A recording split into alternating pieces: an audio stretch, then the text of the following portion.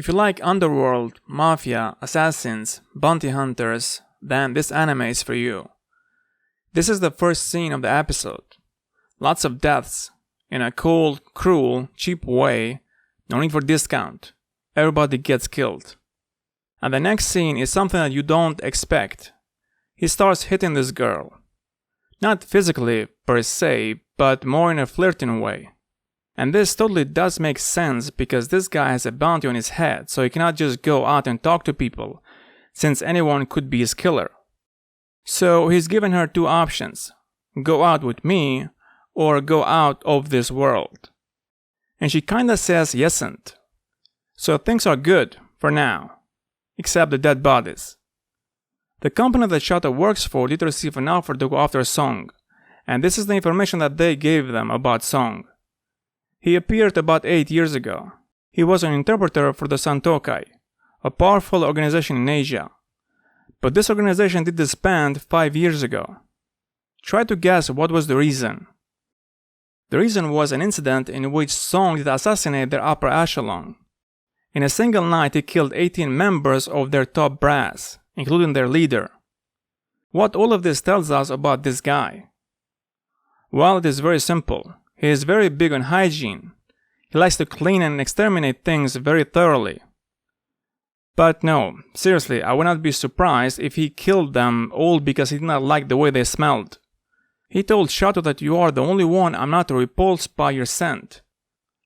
But the more likely version is that he did not like the smell of their souls, and that's why he sent them on a one-way vacation trip. What a thoughtful guy. We don't know much about Shato, and that is on purpose. I like the way this mystery is handled.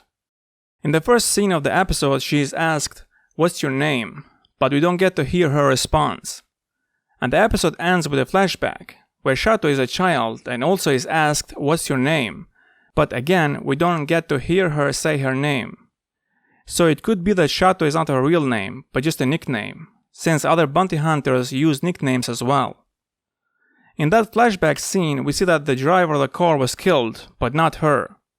That raises a lot of questions. Based on what I have seen of her as an adult, I think her family was killed, and she did join the bounty hunters to go after criminals, as revenge for her family. And that's her sole focus in her life. She doesn't seem to have anyone or is attached to anything. When things are not about her job, she seems to space out and be uninterested. When Song and her did pass by a jewelry shop, he said to her, "Does stuff like this interest you at all? I have never seen you wear any." And she says, "Not really. It's unnecessary." Song says, but I would love to give you something like that as a gift." And Shato did answer in the most tired and uninterested way possible. He just said, "Pointless." But while she was walking away, Song did notice that her ears are pierced. She got weirded out and did move away from him. It was a funny scene. He even said, "Do you want me to reopen them for you?" I told you he's a thoughtful guy. How nice of him wanting to pierce her. Anyway, the funniest thing in this episode was when he would show up at the places of her targets. Her job as a bounty hunter is to catch those criminals, and somehow Song was finding out who are her targets, and would show up before her and capture her targets and wait for her. I guess that's his idea of a romantic date.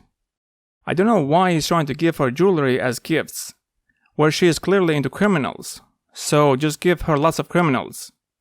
I wonder what's her magic number to her heart. How many criminals will it take for her heart to open up to Song? Anyway, I really appreciate this story. I cannot wait to watch more of it. And lastly, I will talk about animation. Now, there are a lot of ways to animate, whether it is about creative ways or technical, because obviously you are limited to the technology that you use and also the audience uses. I don't want to get into details in this video, but in short, the characters glow. The brightness is too high, so high that I wish there are more night scenes. This way of animation is used a lot less nowadays, so I was surprised when I saw it. And I don't want to change the settings on my monitor to match the settings that are standard in Japan. I don't want to go back and forth. But the good news is that the story is so great that my focus is mainly on enjoying the story. Thanks for watching and see you in the next video.